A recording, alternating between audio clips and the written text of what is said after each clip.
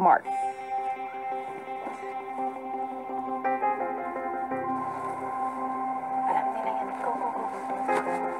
Sa dining na lang, kuya. Naisip ko, kuya, baka pag unang pasok po nila doon is sa dining area ang makikita nila, kuya. Pagbalik ni Lou at Abby sa bahay, kinausap muna sila ni Kuya sa confession room para sa isang mahalagang bilin.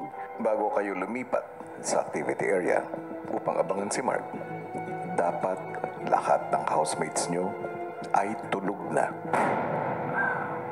At nasa loob na ng kanya-kanyang kwarto.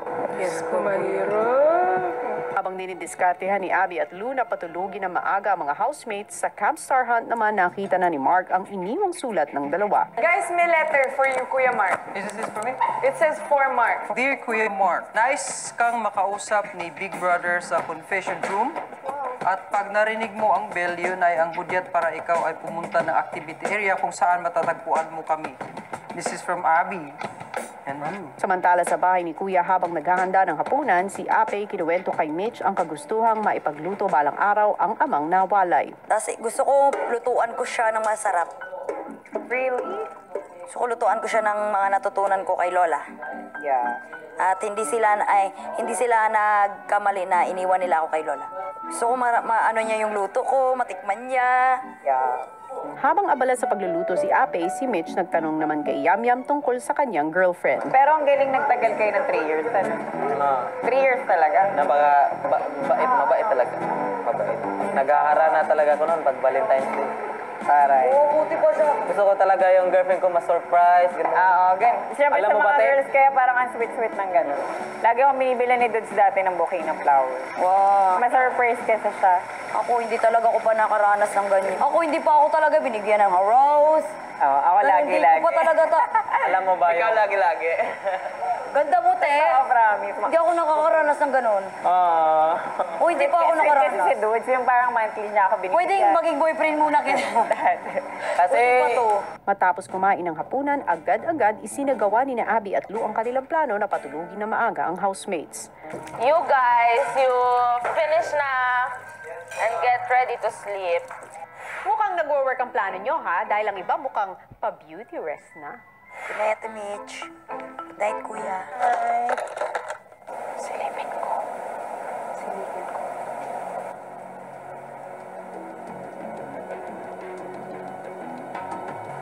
Habang mahimbing ang tulog ni Ape at ng ibang housemates, lumipat na si Lou at Abby sa activity area kung saan nila kikitain si Mark. Narinig ang buzzer. Okay. If hindi na tayo magkita, next! Feel ko talaga. Feel ko na talaga. Good luck, kuya, kung naman yun. Kuya, kayo, kuya.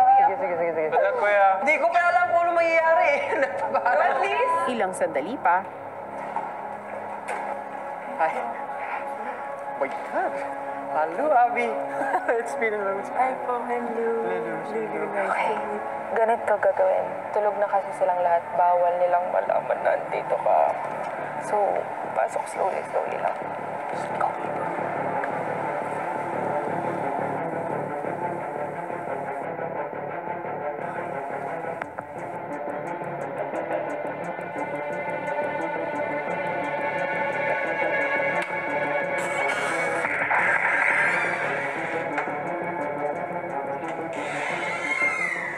Magandang gabi sa iyo. Magandang gabi po. Mark, marahil maraming tanong ang tumatakbo sa isip mo ngayon. Oo nga po eh. Bago masagot ang mga ito, hihilingin ko muna kina Abby at Lou na iwan nila tayo. Bago ang lahat, bilang ngayon lang tayo magkakausap, Oo nga po eh. kwentuhan mo ako tungkol sa buhay mo. Sige po. Ako po si Mark. Isa pong nagtapos po ako ng pag-aaral sa sarili ko pong sikap. Mahirap po yung buhay na wala kang mga parents po na tutulong sa'yo na matapos mo yung pag-aaral mo. Asan ang mga magulang mo? Ang tatay ko po ngayon ay nasa Surigao del Sur. Ang nanay ko po ay namatay na grade 1 pa lang po ako. Ang tatay ko po ngayon, tinutulungan ko pa rin po. Nagbibigay po ako ng para konsumo nila at saka mga gamit ng mga bata. Yung mga kapatid ko po, mga half-siblings. May nabanggit ka na mga half-siblings mo. Oo nga po. Anong kwento sa likod nito? Simula 1996 or 1995, hanggang ngayon hindi ko pa sila nakikita. Sila po yung mga anak ng tatay ko sa pangalawang asawa po. Nag-separate na po sila, yung stepmother ko at saka ng tatay ko. Tapos wala na po yung mga bata. Di na namin nakita. 1 week lang po, nakita ko yung kapatid namin. April Rose yata yung isa. So kung ibig kong ganun po, kasi yun mga pangalan na nababanggit ng tatay ko eh. Gusto kong makita siya, gusto kong tulungan siya kung may tutulong ako sa kanya. Gusto ba niya makilala yung iba naming kapatid? Gusto ba niya makilala yung tatay niya? Bakit mo gustong makilala yung kapatid mong ito? Gusto ko po siya makilala kasi ang dami kong gustong itanong din po sa kanya. Kumusta siya? Anong nangyari sa buhay niya? Yun po, gusto ba niyang makasama kami? Ikaw ba, Mark? Po. Sinubukan mo na bang hanapin yung nawawala mong kapatid? Nagtanong po ako kay tatay and I tried pero hindi po masyado yung try namin eh. Alam mo, Mark, sadyang mapaglaro ang buhay, no? Oo nga po eh. May mga bagay na hindi tayo inaasahan Opo. na biglang mangyayari sa atin. Oo nga, kagaya po nito. Ang pagpunta mo rito sa bahay ko ay hindi lang isang pangarap na nagkatotoo, kung hindi 100 patungo sa matagal mo nang inaasap. Talaga po. Marahil matagal nang nakatakda ang araw na ito. Gusto ko nang tuldukan ang mga katanungan mo. Ang hinahanap mong kapatid mo, Po. si April Rose, ay housemate ko.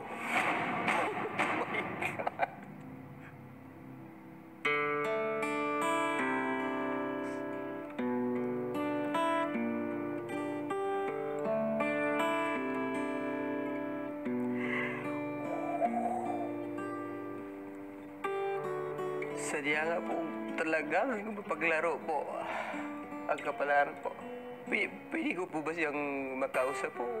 Pwede ko po ba siyang mayakap? Pwede po ba ako humingi ng tawad? Kasi hindi namin hinanap eh. Hindi namin hinanap. Napakahirap po kasi ng pinagdaanan ko, kuya eh. Hindi ko ma-imagine kung gaano kahirap po yung pinagdadaanan niya. Kasi kuya po ako eh. Gagawin po ang lahat dapat para sa kapatid.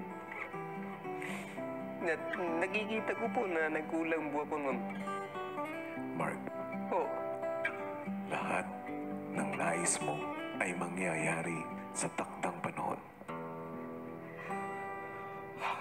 Pero ngayon, sa gabi nito, bibigyan kita ng maiksing panahon para masulyapan ang kapatid mo.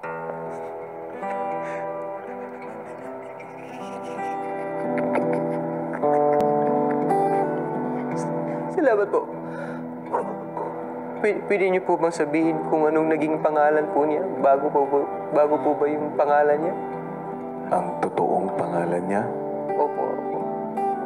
ay April Rose. Pero Tama nga po. ang tawag ng mga kaibigan niya sa kanya ay Ape.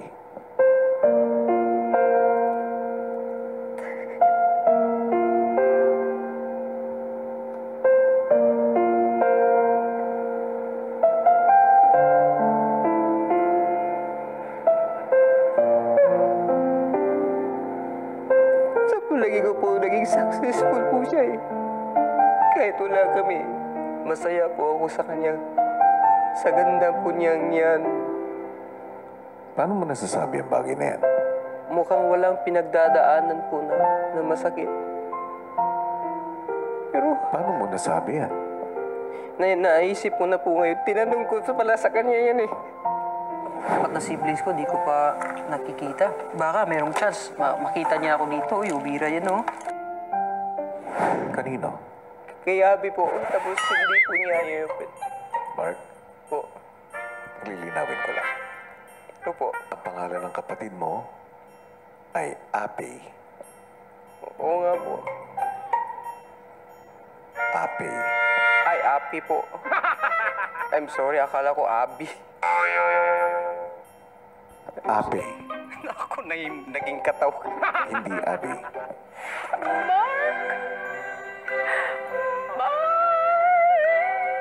Ano ba?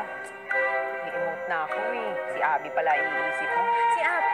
Si Ape yung nawawala mong kapatid. Maraming tumatakbo sa isipan mo. Totoo po. Naiintindihan ko.